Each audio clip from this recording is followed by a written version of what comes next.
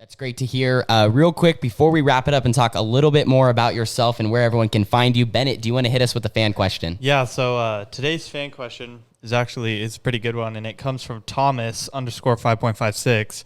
And he asks, what's been your worst crash? And to add on to this, I want to add what has been kind of a crash that you look back on, you're like, this was dumb, this was silly, I shouldn't have even done that. So we'll let Kyler go ahead and start with this. We'll go right to left here. Well, there was a crash that really rung my bell. It was at Watsonville, and there's a story behind this. I'll try to keep it short, but my brother was out there qualifying, and I was sitting in staging, and my brother had flipped right before I was about to qualify, and I didn't really know it was him until later. Well, John Golovic walked up to me, and we bumped knuckles or whatever, and I turned my head, and he noticed that I didn't have my hybrid on, which is a neck restraint. So my head was basically not restrained at all. No. So yeah, imagine what's going to happen next. So I was sitting in staging, and he's like, you don't wear your hybrid? And I'm like, no, it's just qualifying. Like, what's going to go wrong? I'm by myself. Well, I ate those words. Yeah. Pushed me out for qualifying after I found out my brother flipped, whatever. I thought maybe he just made a mistake. Well, it turns out we had some parts that were faulty, and it was actually in the drag link, which is what steers a sprint car. And the warm-up lap of qualifying, my drag link broke, and no steering.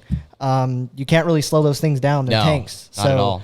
I was on the brakes. I let off the throttle, but you just really can't do too much there. I ramped off the banking, hit a tractor in the pits. I actually landed probably 6 feet from someone's pit area. Thankfully, no one was hurt.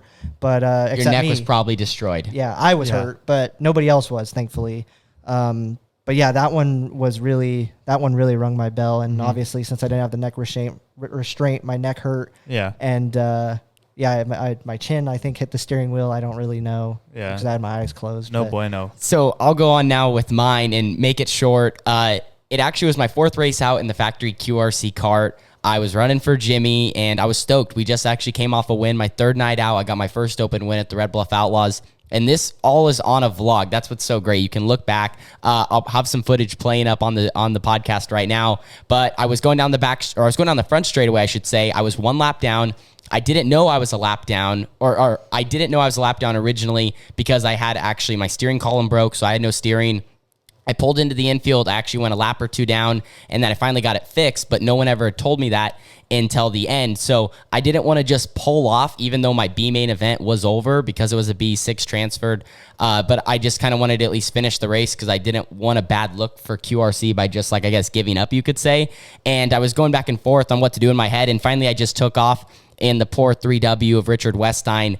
He lane changed because he didn't know I was out there, and I literally ramped over his right rear and flipped 4 or 5 times down the front straightaway and absolutely wore out a house cart. So I wasn't sure if my seat was coming out of the car after the night or not, but thankfully it did it, and we have that great relationship with QRC, and now we are where we're at, and that's just where we started. And I was actually there and caught that on video. Yes. Yeah. Literally wore it out for last place. It was a big wreck. It was. It was not a little wreck. So that's my funny story. Yeah, that's no bueno. Shaw knows this one for sure. This has been broadcasted. One time I was coming out of turn 2 in a heat race, and I don't remember who it was, but they dropped a motor right in front of me, and I'm coming out too. Yeah, Tyler McCain. And the way I did, same thing Tanner did, left front, right over the right rear, and I hopped, and the way I landed was on my side.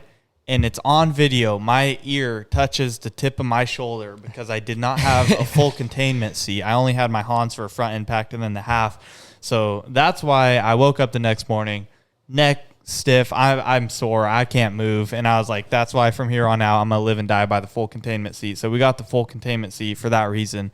But as you can see, you'll show a video here. That was probably no bueno for sure. No good on the neck. No. A question here. Yeah. Does your neck still hurt to this day? Yeah. Oh, it does. Yeah, it's not fully recovered. But for the funny, kind of a funny little story here also, remember the fair race they used to do?